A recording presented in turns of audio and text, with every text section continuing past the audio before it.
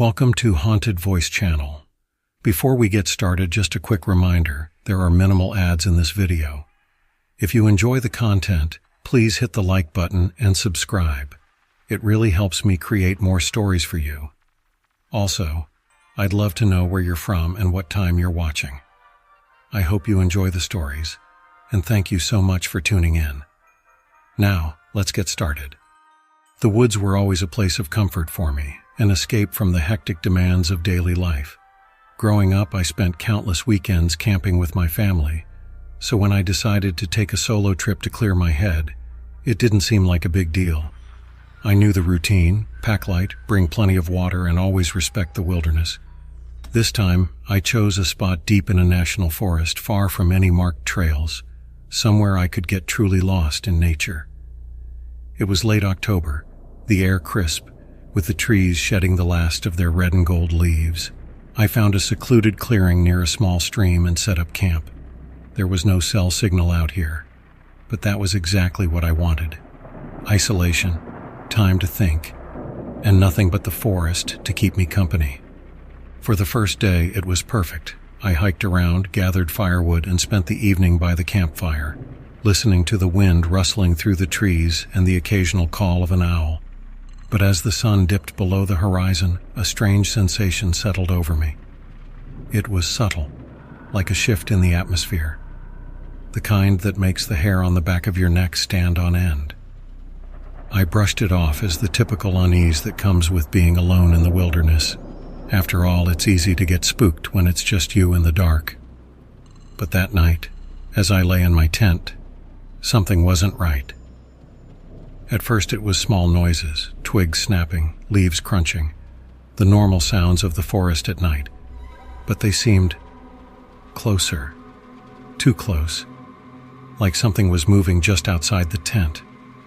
I grabbed my flashlight, heart thudding in my chest, and shined it through the thin fabric. Nothing, just shadows. I closed my eyes and tried to fall asleep, telling myself it was just an animal passing through. But then, at around 3 a.m., I heard it, a low, shuffling sound right by my head, like something or someone was circling the tent, slow, deliberate steps crunching through the fallen leaves. It wasn't the skittish movements of a deer or the quick scurrying of a raccoon. This was something heavy, purposeful. I held my breath, gripping my flashlight tightly. I was certain if I made any noise, whatever was out there would hear me. The steps stopped right outside the entrance of the tent. I could hear breathing now, slow and raspy, almost like someone struggling to suck in air through damaged lungs. My heart pounded in my ears, louder than the forest around me. Then something tugged at the tent, just a light pull on one of the zippers, barely enough to move it, but enough to know that whatever was out there wasn't just curious. It was trying to get in. I sat there frozen, too terrified to move, trying to think of what to do.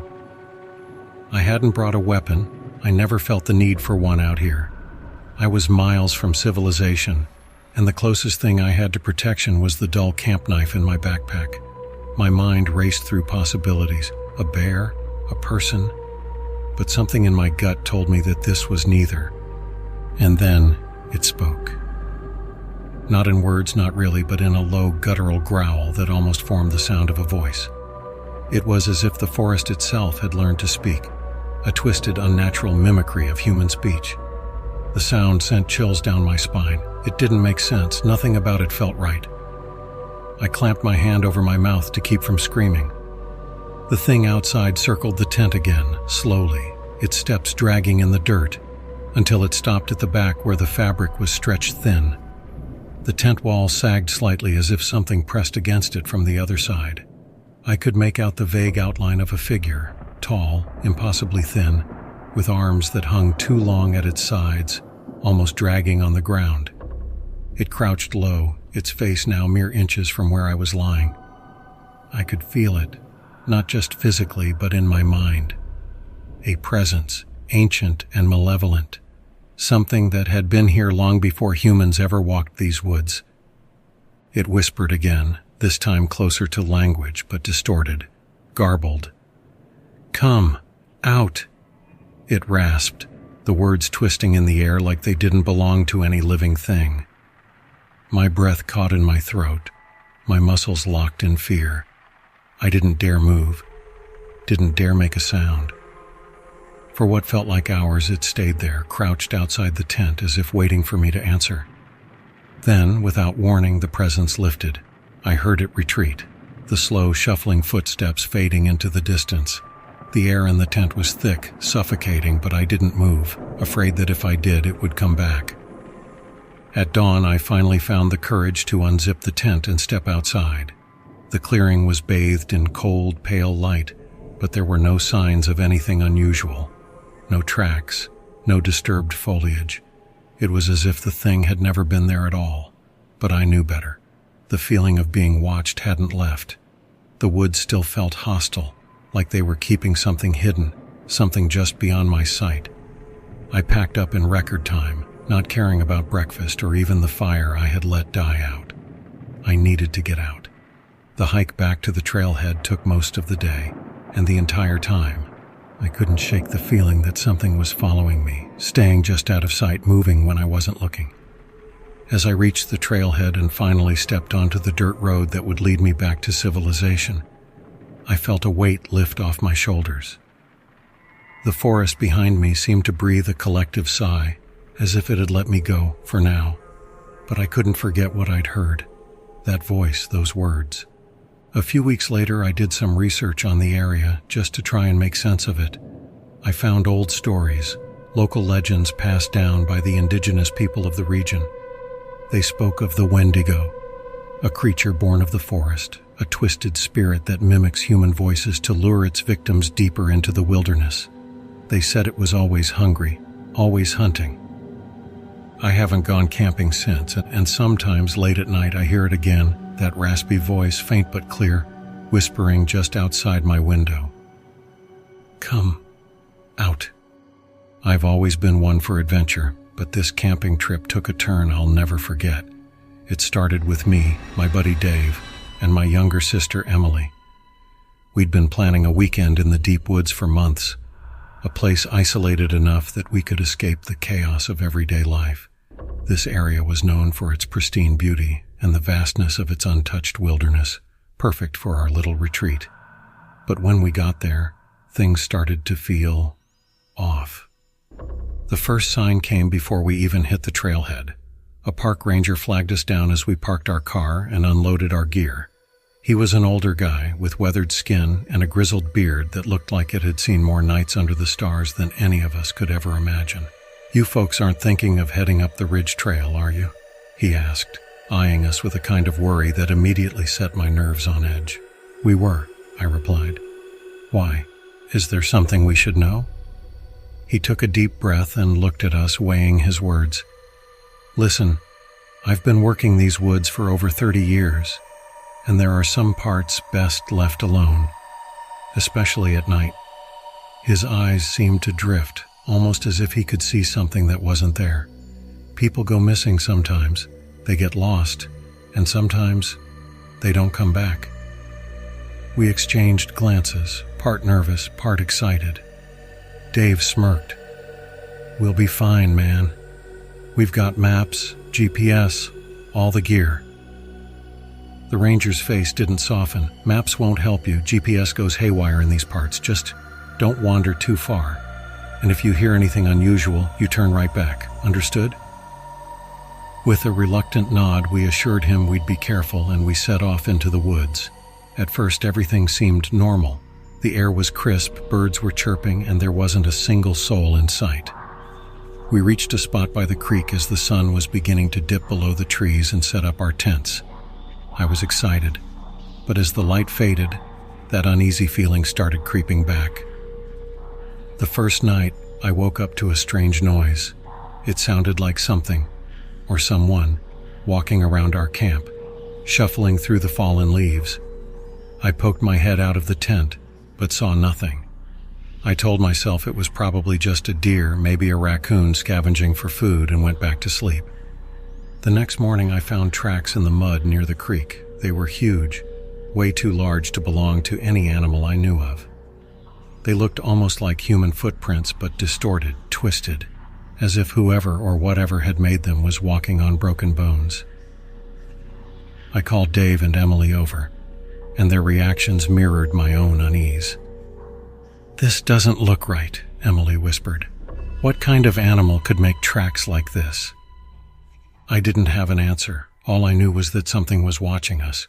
We spent the day exploring, but every time I glanced over my shoulder, I could have sworn I saw shadows moving between the trees. That evening, as we were gathered around the fire, Dave suddenly fell silent, staring out into the darkness. "Did you hear that?" he whispered. We listened, straining our ears. There was a sound, like someone calling out, but it was faint, like it was coming from far away. It didn't sound quite human either. It was distorted, echoing through the trees. We thought it might be someone in trouble, but as we listened closer, we realized it was repeating, almost like it was mimicking us. It sounded eerily like Emily's voice, calling our names. Emily's face went pale. That can't be me. I'm right here." The fire crackled and a chill settled over our camp. That night, sleep was impossible. I kept hearing rustling outside, branches snapping, and that voice calling our names, getting closer and closer. By the time dawn broke, we were all on edge, exhausted but too terrified to stay. We decided to pack up and head back, but as we followed the trail, we realized it wasn't leading us back to the parking lot. Somehow, we'd gotten turned around, even though we'd followed the same path we'd taken the day before. The trees around us seemed to grow thicker, the shadows darker, and that's when we saw it. Standing a few yards away, partially obscured by the trees, was a figure. It looked human at first, but as it stepped into the light, we saw its face. It was a twisted version of Emily, like a sick parody, her eyes too large, her mouth stretched into an unnatural grin. Its limbs were elongated, joints bending in ways they shouldn't.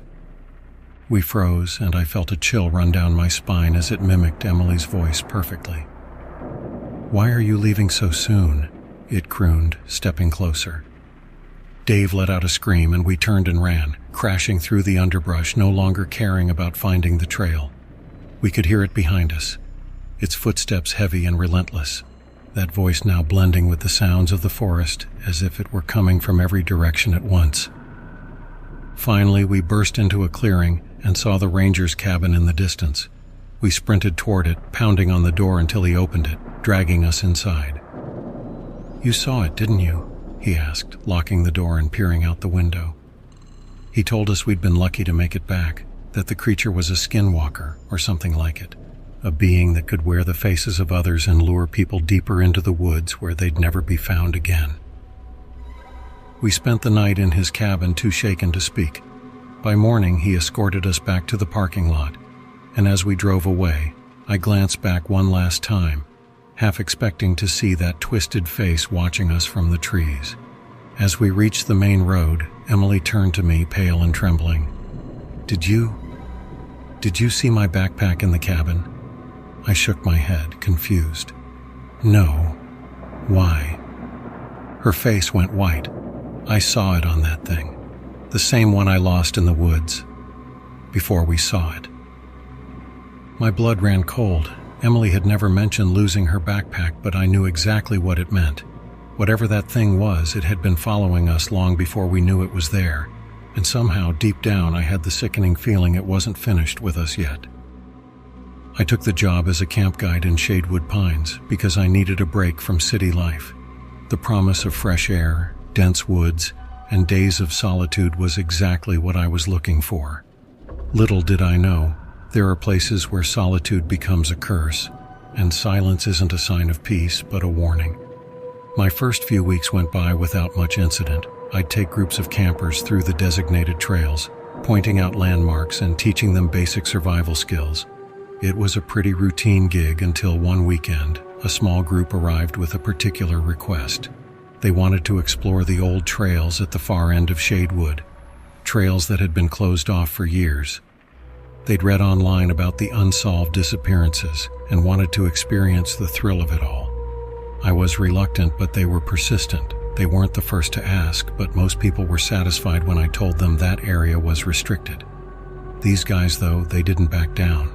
So against my better judgment, I agreed to take them, on the condition that we'd turn back at the first sign of trouble. The day we set off was gray, with low clouds hanging in the sky, as if even the sun wanted nothing to do with what we were about to find. The forest seemed different, quieter, as if it too was holding its breath. After about an hour, we reached the old trails. They were overgrown, with vines and weeds creeping over the path, and the air was heavy with the smell of wet earth and decay. As we walked, the group was full of nervous laughter and joking around, but something felt off. I couldn't shake the feeling that we were being watched. I kept catching glimpses of movement in my peripheral vision, but every time I turned to look, there was nothing but trees.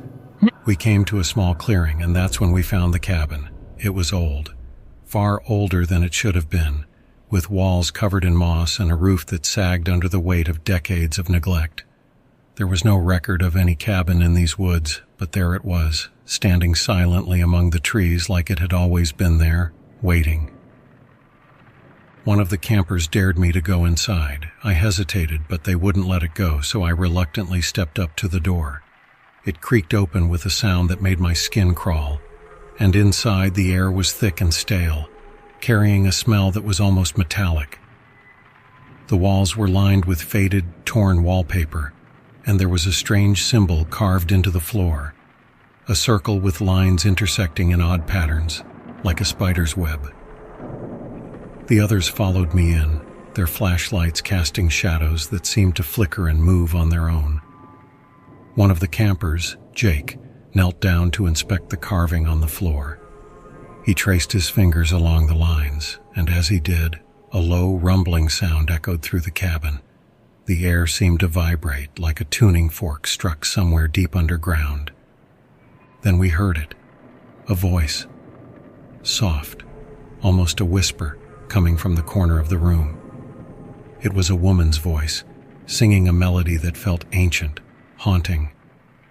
I turned, shining my flashlight toward the corner, but there was nothing there, just empty space and peeling wallpaper. But the voice continued, growing louder, filling the cabin with a mournful, echoing song that seemed to seep into my bones. Jake stood up, looking pale.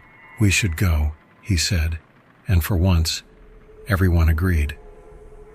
But as we turned to leave, the door slammed shut with a force that shook the walls. We all froze, staring at each other wide-eyed. I ran to the door, pulling on it with all my strength, but it wouldn't budge. It was as if something on the other side was holding it shut, something far stronger than any of us. The air grew colder and the song grew louder, now accompanied by the sound of footsteps, heavy and deliberate, pacing just outside the cabin. I felt a chill run down my spine, and when I turned around, I saw them, figures in the windows peering in with hollow eyes. They looked human, but there was something wrong with their faces. Their skin was stretched too tight, their mouths fixed in wide, unnatural grins.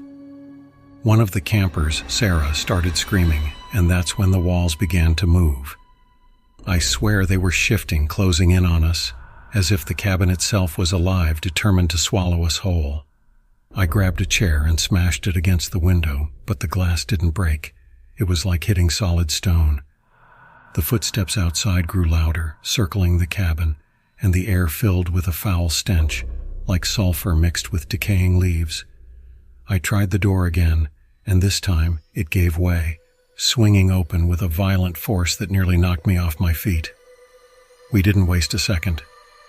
We bolted out of the cabin, running blindly through the forest, desperate to get away from whatever was in there with us. But the forest had changed. The trees were different, twisted and gnarled, their branches reaching out like skeletal arms trying to grab us. The trail was gone, replaced by a narrow path that seemed to wind endlessly through the darkness. I could still hear the song, faint now, but it followed us, lingering on the air like an unshakable curse. After what felt like hours, we finally stumbled out of the woods, back onto the main trail. I turned to look, but there was no sign of the cabin, just the dense, impenetrable forest stretching out behind us.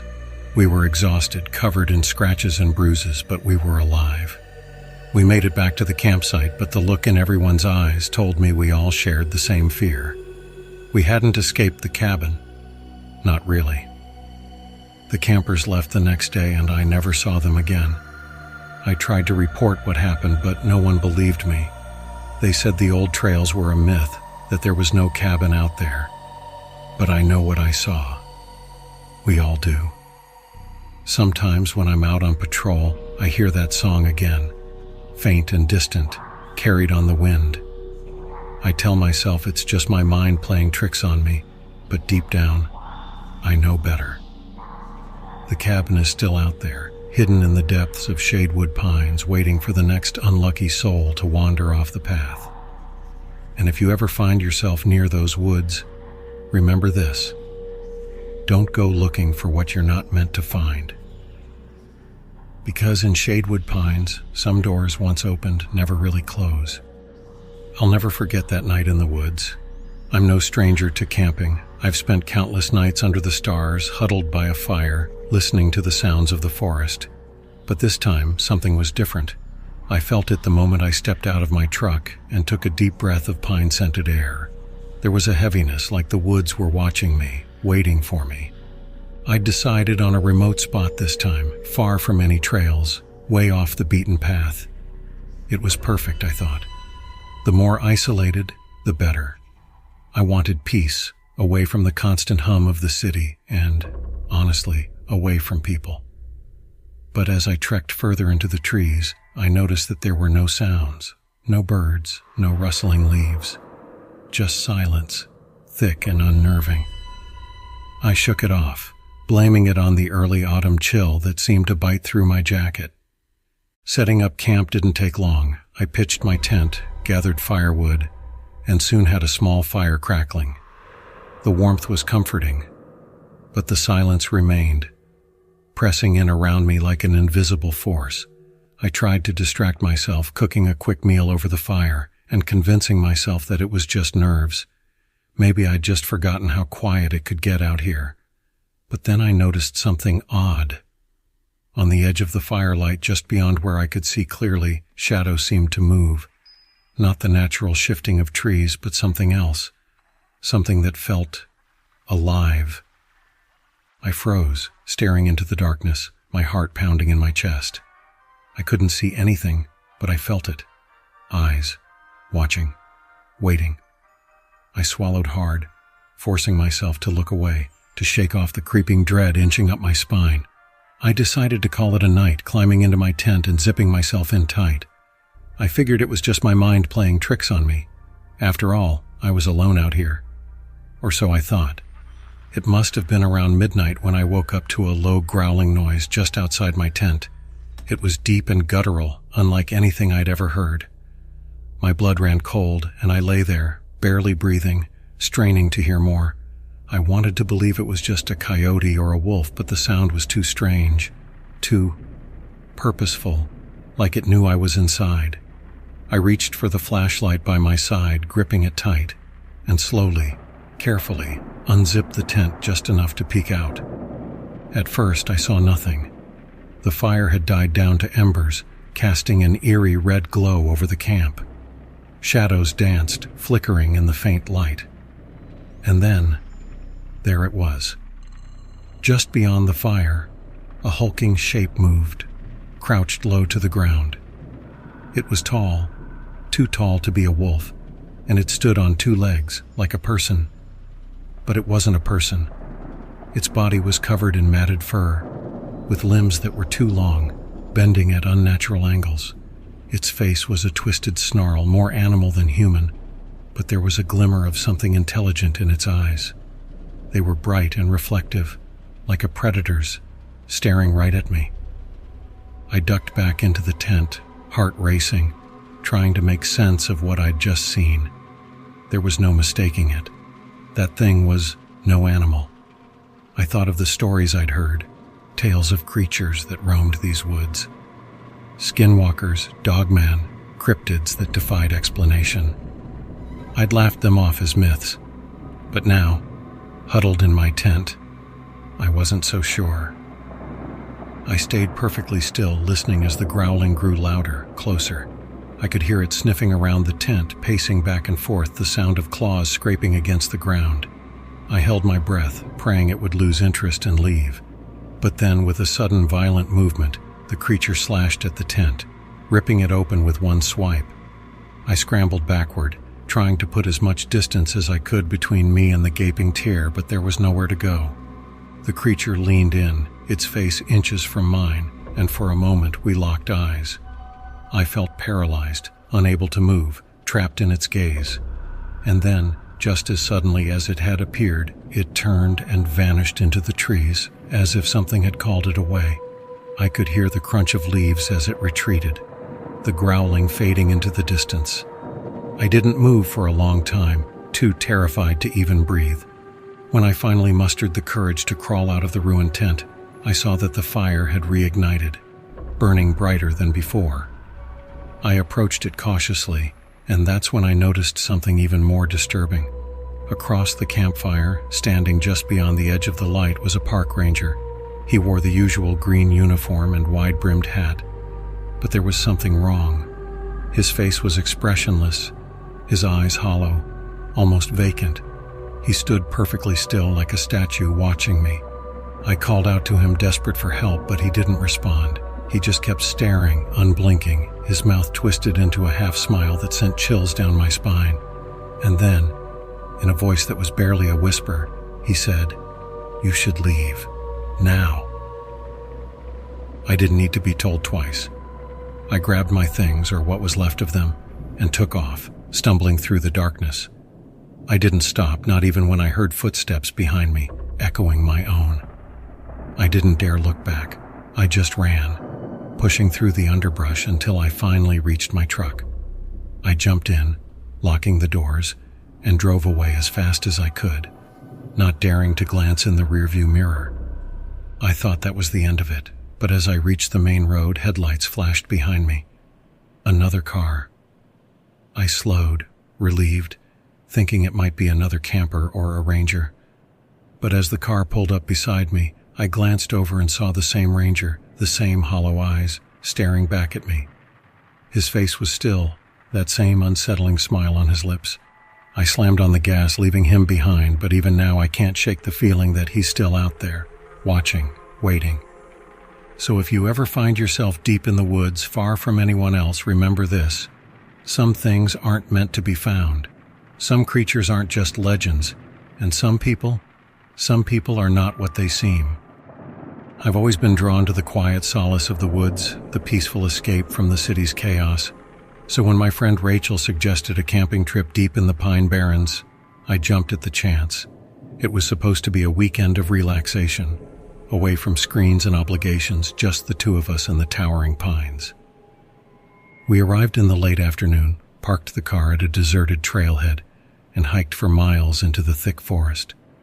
The deeper we went, the stranger it felt. The trees grew denser, the branches tangled together like a woven net blocking out the sun. There was an odd chill in the air, despite it being summer. It felt like the forest was holding its breath, waiting for something to happen. We eventually found a small clearing beside a murky pond and decided to set up camp. As we unpacked, Rachel pulled out a local map she'd borrowed from the visitor center. She spread it out on a rock, her finger tracing over the trails, and then she frowned. "That's weird," she said, looking around. "According to this map, there used to be a ranger station around here, but I don't see any sign of it." I shrugged it off. Maybe it was torn down. These maps are probably outdated anyway. We set up our tent and gathered some firewood, then settled down for the evening. The forest around us was silent, unnervingly so. No birds, no crickets, just the occasional whisper of wind through the branches. It was as if the forest itself was listening. As night fell, we built a small fire, hoping its warmth would chase away the creeping unease that was starting to settle over us. The flames danced, casting long shadows on the trees, and I found myself glancing over my shoulder, feeling eyes on us even though we were alone. "Did you hear that?" Rachel whispered suddenly, her eyes wide. I strained to listen, but at first there was nothing, just silence. And then faintly, I heard it, a soft rhythmic tapping, like someone knocking on a tree. It echoed through the forest, an unnatural, almost mechanical sound. Tap, tap, tap. It stopped as suddenly as it started, leaving us both in tense silence. "What do you think that was?" she asked, her voice barely audible. "Probably just a branch or something," I replied, trying to convince myself more than her. But as the night wore on, the sounds continued. First the tapping, then soft footsteps, crunching leaves in a steady rhythm, circling just beyond the firelight. At one point, I thought I saw movement, a tall, thin shadow slipping between the trees, too quick for me to make out any details. I told myself it was just my imagination, but I couldn't shake the feeling that we were being watched. Around midnight, Rachel's flashlight died, so we decided to call it a night. We climbed into the tent, zipped ourselves in, and lay there in the dark, listening to the forest around us. My heart was pounding, and every small sound felt magnified, like something was creeping closer, inching toward us. At some point, I must have drifted off because I woke up to the sound of Rachel's panicked breathing. She was sitting up, clutching my arm, her eyes wide and filled with terror. "What's wrong?" I whispered, my voice barely more than a breath. "Look," she said, her voice shaking, pointing toward the tent wall. I turned to where she was pointing and saw it, a shadow, tall and impossibly thin, silhouetted against the fabric of the tent. It didn't move, didn't make a sound, but I could feel its presence, heavy and suffocating. I held my breath, hoping it would go away, but the shadow stayed, looming over us like a dark omen. We sat there, frozen, for what felt like an eternity. And then, just as suddenly as it had appeared, the shadow vanished, slipping away into the darkness. I let out a shaky breath, trying to convince myself it was just a trick of the firelight, but deep down, I knew it wasn't. The rest of the night passed in a blur of half-waking nightmares. I heard whispers, low and guttural, drifting through the trees. Once I thought I heard my name, soft and drawn out, as if the forest itself was calling to me. Rachel clung to me, her eyes wide and unblinking, and we both stayed awake until dawn finally broke over the trees. When the first light filtered through the canopy, we wasted no time packing up our things. We didn't speak, didn't look back, just grabbed our packs and started down the trail, eager to leave that cursed place behind. But as we walked, I couldn't shake the feeling that we were being followed. We hadn't gone far when we stumbled across it, a small, dilapidated building half hidden by overgrown bushes. The ranger station. It was barely standing, the walls sagging, the roof caved in, as if it had been abandoned for decades. I glanced at Rachel, but her face was pale, her eyes fixed on the building as if drawn to it. "We need to keep moving," I said, but she didn't respond. She just stood there, staring like she was in a trance. And then I saw it. Movement in the doorway. A figure, tall and thin, just like the shadow from the night before, stood in the doorway watching us. I couldn't make out any features, just the outline of a man, impossibly gaunt, with long bony fingers that wrapped around the doorframe like claws. "Rachel, we need to go," I whispered, pulling at her arm, but she wouldn't move. The figure took a step forward, and I felt a wave of cold wash over me, a bone-deep chill that left me paralyzed. And then I heard it, the same rhythmic tapping, echoing through the forest, coming from all around us, as if the trees themselves were knocking, signaling our presence. Finally, Rachel snapped out of it and we took off, sprinting down the trail as fast as we could, the tapping growing louder, faster, like a heartbeat racing to catch up with us. I didn't dare look back, didn't dare slow down, afraid of what I might see. When we finally reached the car, we jumped in, slammed the doors, and sped down the narrow, winding road, not stopping until we were miles away from that place. Only then did I allow myself to breathe, my hands shaking as I gripped the wheel. Rachel didn't say a word the whole drive back. I dropped her off and we never spoke about the trip again. But sometimes late at night, I hear it, the soft tapping, the faint whispers, calling me back to the pines. And I know deep down that something is still out there, watching, waiting, hidden among the trees, ready to greet the next unlucky soul who wanders into the Devil's Hollow. I always thought the woods were peaceful, even magical in a way. That was before I spent a night alone at High Pines, deep in the heart of Blackwater National Forest. It's a place that doesn't show up on most maps. Park rangers rarely mention it unless you're looking for something off the beaten path. I'm not sure what exactly drew me there. Some need to escape, to lose myself in the wild. It wasn't my first solo camping trip, but something felt off as soon as I crossed the threshold of those towering pines. The air seemed heavier, like the trees themselves were watching. Maybe it was just the isolation, the silence that stretched out for miles, broken only by the wind whispering through the branches. Or maybe it was the strange, uneasy feeling that had settled in my gut. I set up camp near a small clearing by dusk, close to the remnants of an old ranger station, now nothing more than a forgotten skeleton of logs and moss. The structure felt wrong, abandoned for reasons I couldn't quite put my finger on. The forest surrounding it seemed darker, thicker somehow, as though the trees were closing in. I convinced myself it was just the eeriness of being alone in such a remote place. I built a fire, hoping the light would chase away the creeping shadows. As the flames flickered and cast long dancing shapes around me, I began to notice something strange. There were no sounds, no birds, no insects, just nothing. The kind of silence that swallows everything whole. It was unnatural. My nerves were already on edge, but when I heard the first crack in the underbrush, it felt like a knife through my spine.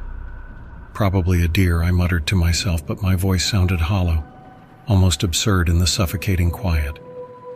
I stared into the woods, searching for movement, but saw only darkness, thick and impenetrable. Then I heard it again, closer this time, deliberate. Something was out there watching. I told myself it was just an animal. But then came the smell, rancid and overpowering, like rotting meat mixed with something else, something earthy and sickly sweet.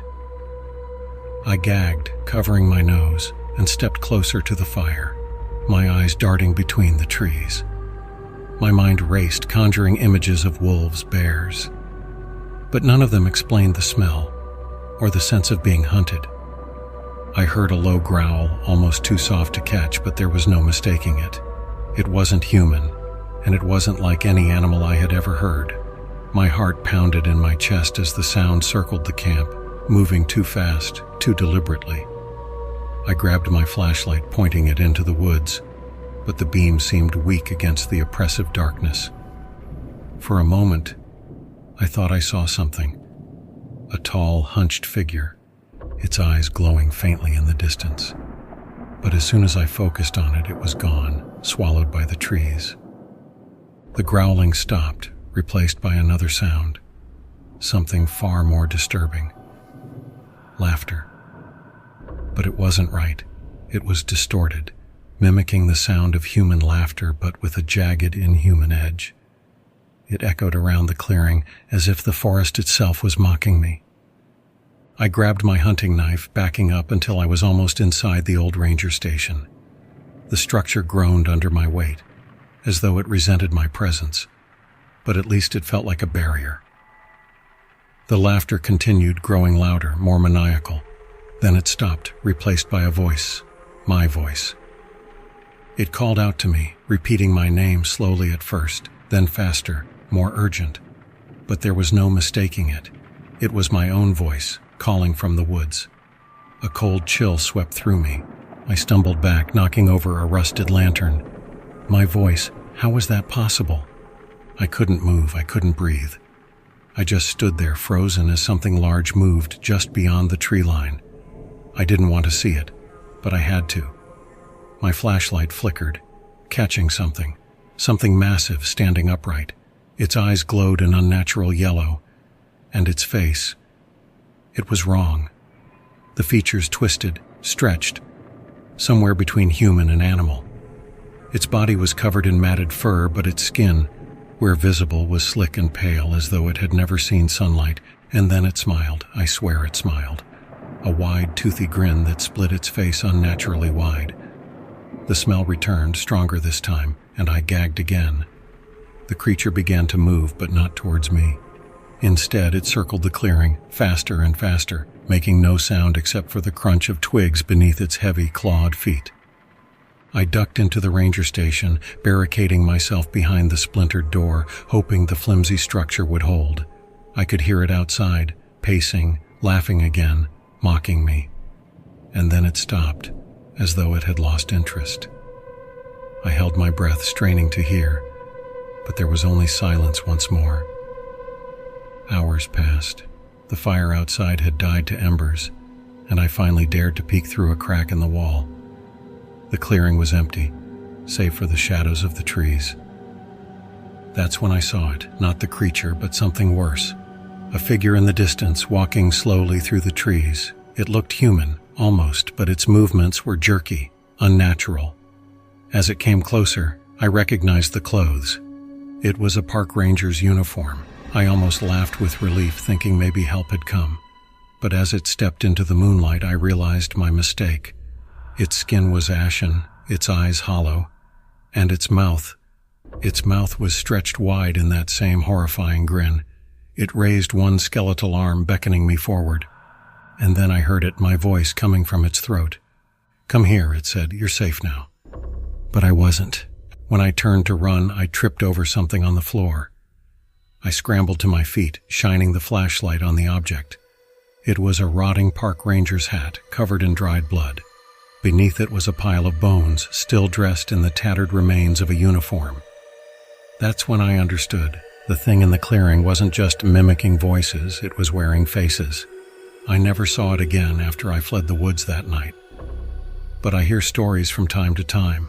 Hikers who never return, strange laughter echoing through the trees. And sometimes, late at night, I hear my own voice calling from the woods. And I wonder if one day it will come back for me. I was the only ranger assigned to the park that summer. A massive expanse of dense woods where the trees grew close together, creating a natural labyrinth that only those truly familiar could navigate without getting lost. The old-timers called it Dead Man's Forest, though I'd never understood why. I'd spent a few summers up here, heard the whispers about people who'd vanished, tales about the beasts that supposedly prowled these woods, but I chalked it up to folklore. Just local color, you know? The first sign that something wasn't right appeared one night just past midnight. I was patrolling the trails, the air thick and unnervingly silent. Even the cicadas, which usually created a constant hum, were quiet. It was as if the entire forest was holding its breath. I was scanning the area with my flashlight when I caught a glimpse of something that made my skin crawl. A pair of eyes reflecting back at me from the darkness, high off the ground like they belonged to something towering. I shone my light toward them, but they disappeared, leaving only the void. A normal person would have felt fear right then, maybe even turned back, but I thought it was just an owl. I'd seen plenty of nocturnal creatures out here that could give you a start if you weren't prepared. I convinced myself it was nothing and moved on. After all, I was the ranger here. If I started jumping at shadows, I'd never make it through the season. But it wasn't long before I heard the footsteps, heavy, deliberate. They crunched through the underbrush somewhere to my left. I stopped in my tracks, my flashlight shaking as I aimed it in the direction of the sound. There was nothing there. Just trees, an endless stretch of trees, but somehow I could feel eyes on me. A primal instinct surged through me, warning me that I was not alone. Something was watching. I turned back toward the cabin, quickening my pace, and that's when I heard it. A low, guttural growl that resonated through the forest, chilling me to the bone. It didn't sound like any animal I knew. There was something wrong about it, almost human, like a twisted echo of someone trying to mimic a wolf. I broke into a run, but the growl followed, now accompanied by rustling that seemed to come from all directions. I felt surrounded. When I made it back to the cabin, I locked the door behind me, breathless and drenched in sweat. I grabbed my shotgun from its place by the door, loading it with shaking hands. The night outside the window was impenetrably dark. There was no moon, no stars, just blackness stretching out over the woods, thick and suffocating. Then came the tapping, a gentle but persistent knock on the window, as if something was toying with me. I aimed my flashlight at the glass, and that's when I saw it. A face stared back at me, not quite human. Its skin was stretched thin over sharp bones, hollow eyes glistening with a predatory gleam. The thing cocked its head to the side, studying me, its lips curling back to reveal a row of jagged teeth. I felt paralyzed, unable to look away. It looked like a man, but wrong. Its limbs were too long, its face too gaunt, its eyes too empty. And as I stared, it mouthed something, words that I couldn't hear but could somehow feel in the pit of my stomach. "You belong to us." I fired the shotgun. The glass shattered and the creature disappeared. But I wasn't fooled. I could feel its presence outside, lurking in the darkness. I stayed awake all night, clutching the shotgun and jumping at every creak and groan the cabin made. The forest felt alive, like it was watching me, waiting for me to let my guard down. The next morning I ventured out, hoping that daylight would chase away whatever horrors I'd encountered. I found tracks in the mud outside the cabin, large clawed prints that I couldn't identify. They were like wolf tracks but larger, and they didn't follow any natural gait. They twisted and turned, sometimes disappearing and reappearing yards away as if the thing that left them could teleport. I spent the rest of the day in a state of high alert, barely eating, barely breathing, constantly looking over my shoulder. And that's when I met them. The campers. I didn't expect to see anyone out here, but there they were, a group of 4 wandering the trail. They looked lost, their faces pale and drawn as they approached me. They told me they'd been hearing strange noises all night, that something had followed them, though they never saw it.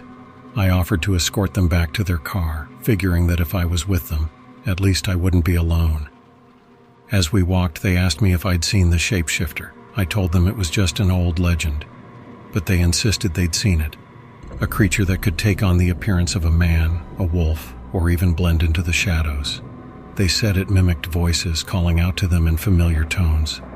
And that's when I realized the truth. I remembered those footsteps in the woods, the growl that sounded almost human, and the creature's words echoing in my mind. "You belong to us." The forest was no longer just a place. It was a trap, a living entity that wanted to claim anyone who wandered too far. We reached their car as dusk began to settle, and I watched them drive away, feeling a pang of envy. They'd escaped. But as I turned back toward the cabin, I saw something that stopped me cold. In the dirt beside the trail was another set of tracks, human footprints, unmistakably mine, leading off deeper into the woods, toward a place I'd never been. With growing horror, I realized those were the steps I had taken the night before, the ones that led me back to the cabin. But there was another set, following close behind, almost overlapping with mine, as if something had been walking in my shadow.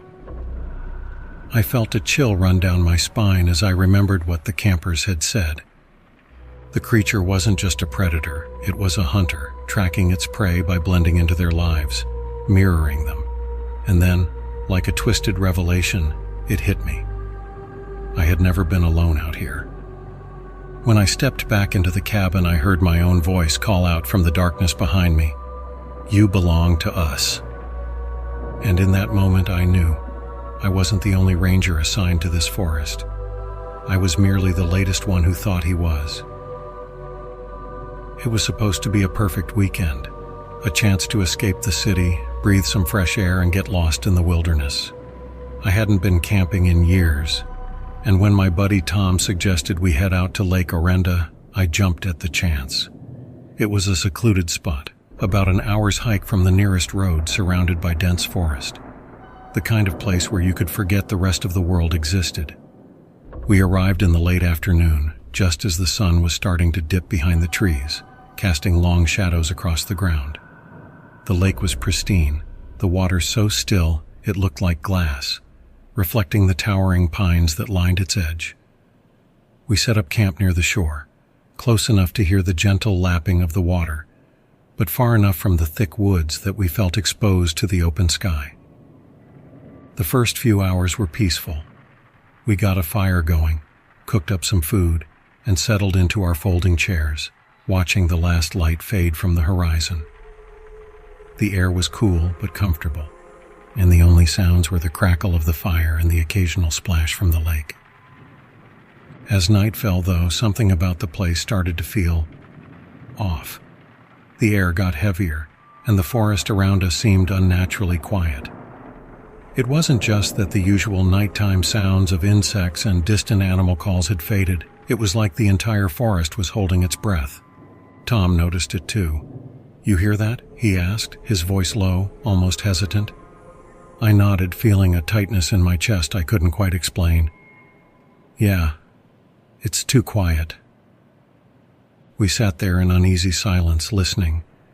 Every now and then I thought I could hear something just beyond the reach of the firelight, like soft footsteps moving through the brush. But when I shone my flashlight into the woods, there was nothing. Only the endless rows of trees standing motionless in the dark. "Probably just animals," Tom said, trying to sound casual, but I could see the unease in his eyes. He wasn't convinced, and neither was I. We tried to shake it off, but the quiet was suffocating. We talked in low voices, telling ourselves we were overthinking it, but the feeling of being watched was impossible to ignore. It was like something was out there just beyond our vision, lurking in the dark, waiting.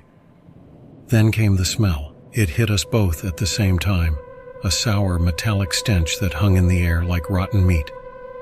I gagged, covering my nose, and Tom cursed under his breath. It was overwhelming, like something had died and was left to rot for days. But the strangest thing was that it came out of nowhere.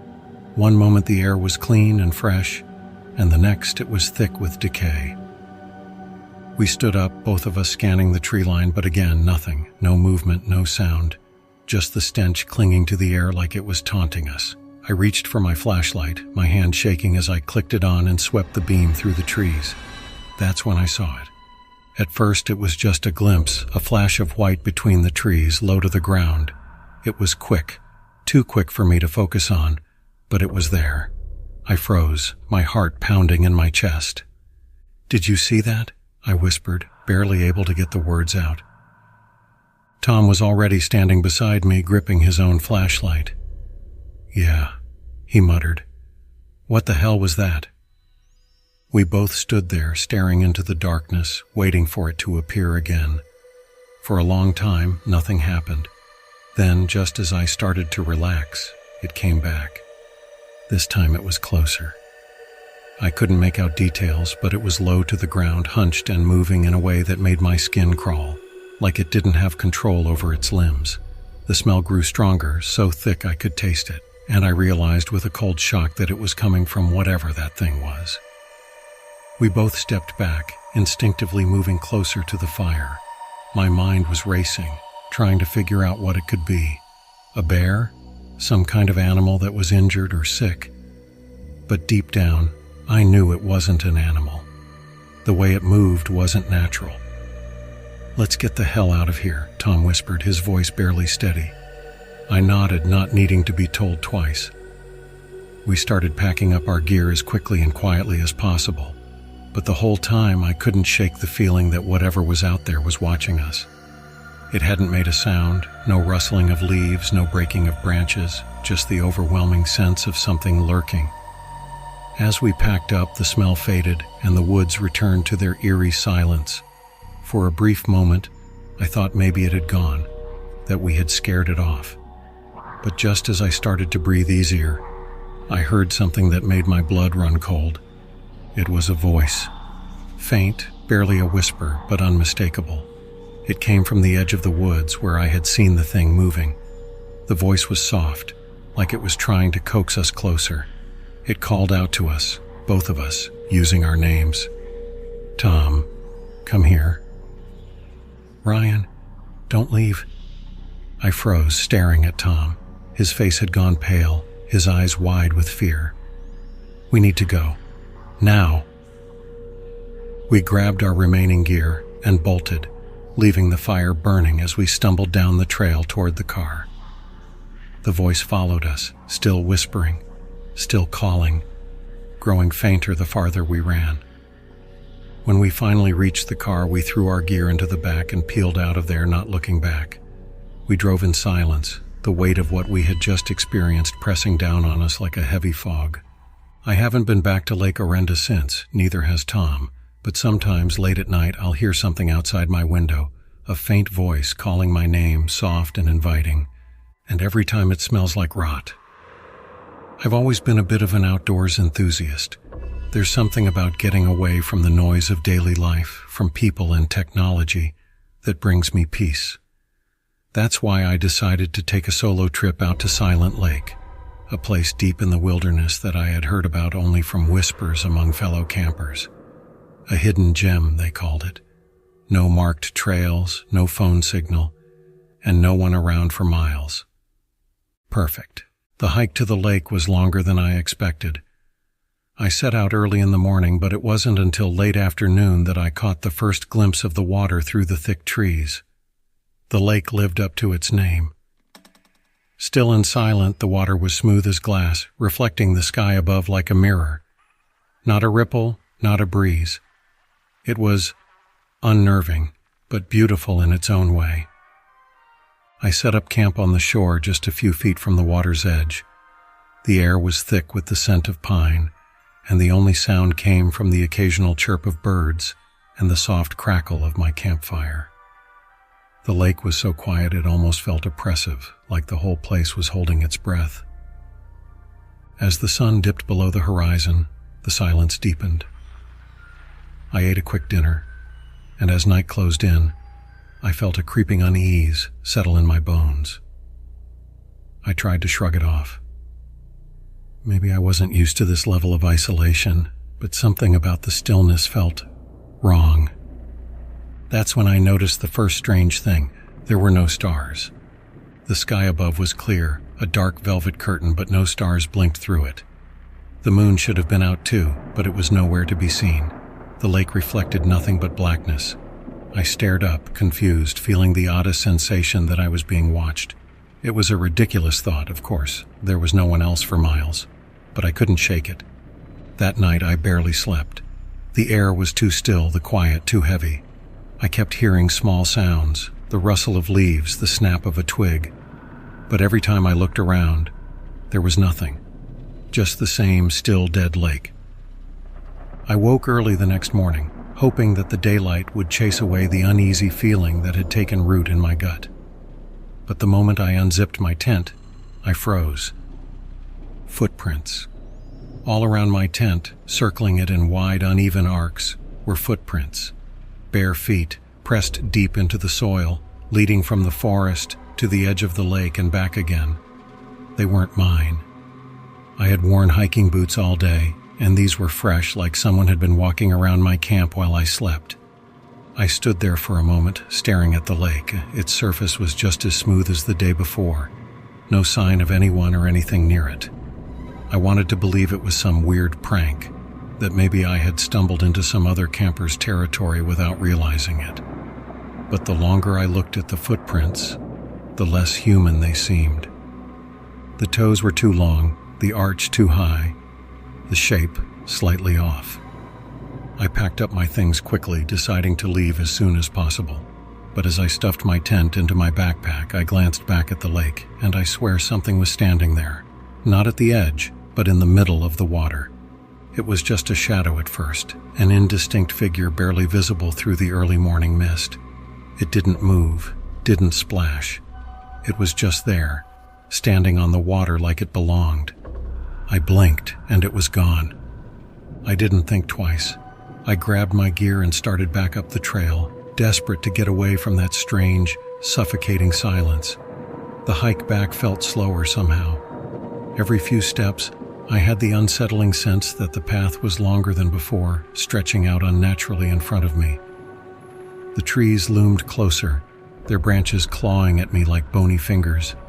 Every time I glanced over my shoulder, I half expected to see something lurking just behind me, watching, waiting. About halfway back to my car, I realized something even more disturbing. The forest had gone silent too. The birds, the wind, even the crunch of leaves beneath my feet, all of it was gone. The silence was so absolute, it felt like being underwater. My own breathing became a deafening roar in my ears. I quickened my pace, trying to shake off the feeling that the forest itself was closing in on me. I thought I was safe when I finally reached the clearing where I'd parked. But as I approached the car, I noticed something that made my stomach drop. There were more footprints. They weren't like the ones around my tent. These were larger, deeper, and there were more of them. Dozens, maybe. They crisscrossed the dirt around my car, leading from the tree line to the driver's door and back again, as though something or someone had been pacing around waiting for me. My hands shook as I fumbled with the keys. I just needed to get out of there, to drive as far away as possible. I slid into the driver's seat, locked the doors, and turned the key. The engine roared to life, but in the rear-view mirror I saw something standing at the edge of the clearing. It was tall, too tall, and its limbs were wrong. They bent at odd angles, its arms hanging unnaturally low. Its face was hidden in shadow, but I could feel its eyes on me, unblinking, watching. I slammed the gas pedal, tearing down the dirt road faster than I should have, but I didn't care. I needed to get away from that thing, from the lake, from the silence. Even now, days later, I can't shake the feeling that something followed me. At night, when the world gets quiet, I hear footsteps outside my window. And sometimes when I glance at the lake in my backyard, I swear I see that shadow again, standing still, just waiting for me to come back. Because once the silence finds you, it never really lets you go.